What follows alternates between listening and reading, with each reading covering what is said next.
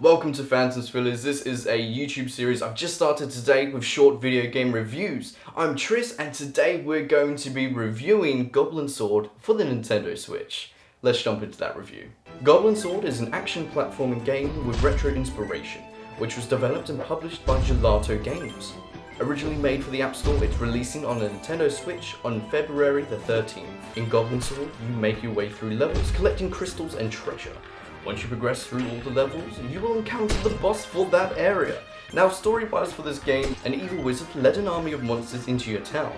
The goal is to slay as many enemies as you can to collect as much treasure as possible, so you can have powerful equipment to use against them.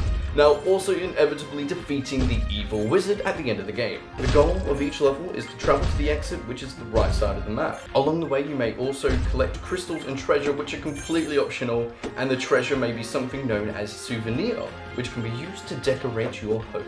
Defeating enemies in Goblin Sword will give you treasure. Treasure is used at the merchant for new swords, relics, and armor. Swords will increase damage. Relics can be utilized to make it more likely to drop hearts, drop mana orbs, and more. Armor bought through the merchant is just for aesthetic reasons, just to change the look of your character. I just mentioned mana. Now, mana is used for special attacks like the sword throw, flames, and more, which will help you progress through the game. Also earlier I mentioned bosses. Now, bosses are really well made in the game. Nothing too difficult with the attack patterns, but still were fun regardless.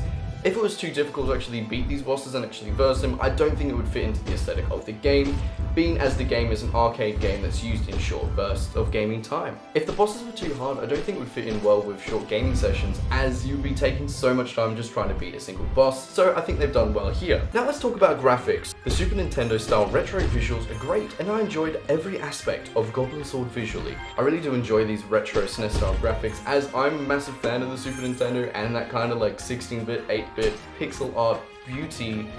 That are the graphics for this game. Let's move on to audio. I was let down by the audio here, as the music was actually enjoyable, but it was so short in length that it was looped quite often when you played through the levels. Because of its length though, it actually became quite tedious for myself to listen to.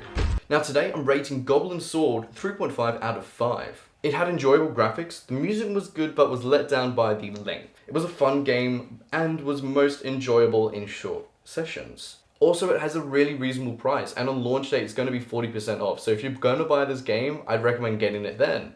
Thank you so much for watching my video today. I hope it's helped you decide whether or not you're going to buy the game. The videos in this YouTube series are going to be quite short in length, so if you like that, please let me know. Please like that, please comment. Also, if you like what I'm doing today, please subscribe for further content on the Nintendo Switch, because that's what I do here. I love the Nintendo Switch. It's my favorite console of all time, as I always say. Anyways, I hope you have a great day or great night wherever you are in the world. I'm Tris, and hope to see you in a future video.